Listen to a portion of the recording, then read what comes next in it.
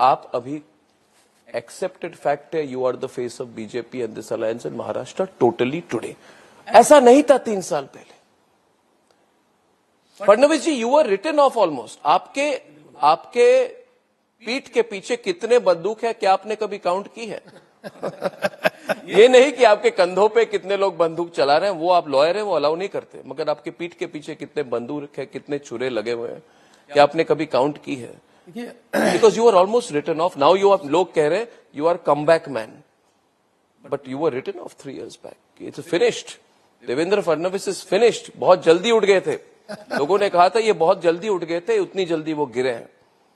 तो आपके लिए चैलेंजिंग मोमेंट, सबसे ज्यादा ट्रबलसम मोमेंट कौन सा था, और आप अपने पोजीशन को उस समय कैसे देखते थे? देखिए, जिस समय उद्धव जी ने एक प्रकार से हमारे साथ विश्वासघात किया, वो मेरे लिए एक शॉक था। शॉक था, बिल्कुल वो शॉक था।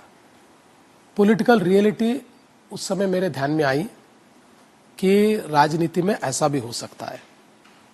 उसके तुरंत बाद जो पवार साहब ने किया वो कम शॉक था, इसलिए कि भाई पवार साहब तो कोई हमारे साथ चुनाव नहीं लड़े थे, और एक प्रकार से उन्होंने अपनी अपॉर्चुनिटी देखी और हमारे साथ पॉलिटिक्स की।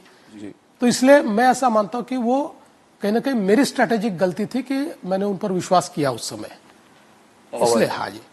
उसके बाद जब मैं लीडर ऑफ अपोजिशन बना तो मुझे बहुत टारगेट करने का प्रयास हुआ, बहुत ट्रोल करने का प्रयास हुआ, यहां तक कि मुझे फ्रेम करके, जिस प्रकार से आपको फ्रेम किया गया गलत तरीके से, ऐसे मुझे भी फ्रेम करने का बहुत प्रयास हुआ।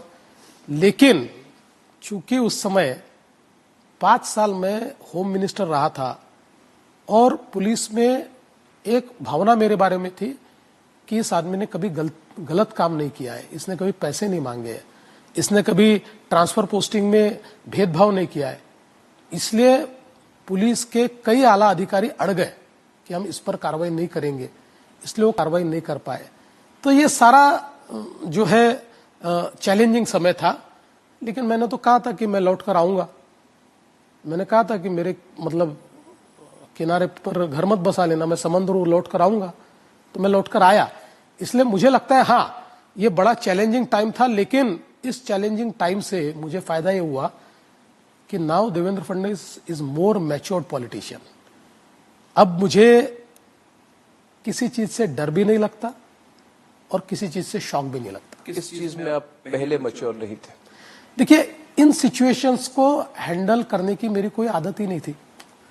मैं तो एक बहुत सीधी पॉलिटिक्स करके सामने जाने वाला व्यक्ति था। जैसा आपने कहा, आपने जिस देवेंद्र फडणवीस को देखा था, नाक की सीध में चलने वाला देवेंद्र फडणवीस था। लेकिन बाद में देवेंद्र फडणवीस को ध्यान में आया कि पॉलिटिक्स में कभी कभी आपको स्ट्रैटेजी भी करनी पड़ती है और कभी कभी आपको सामने वाले को पटकना भी पड़ता है।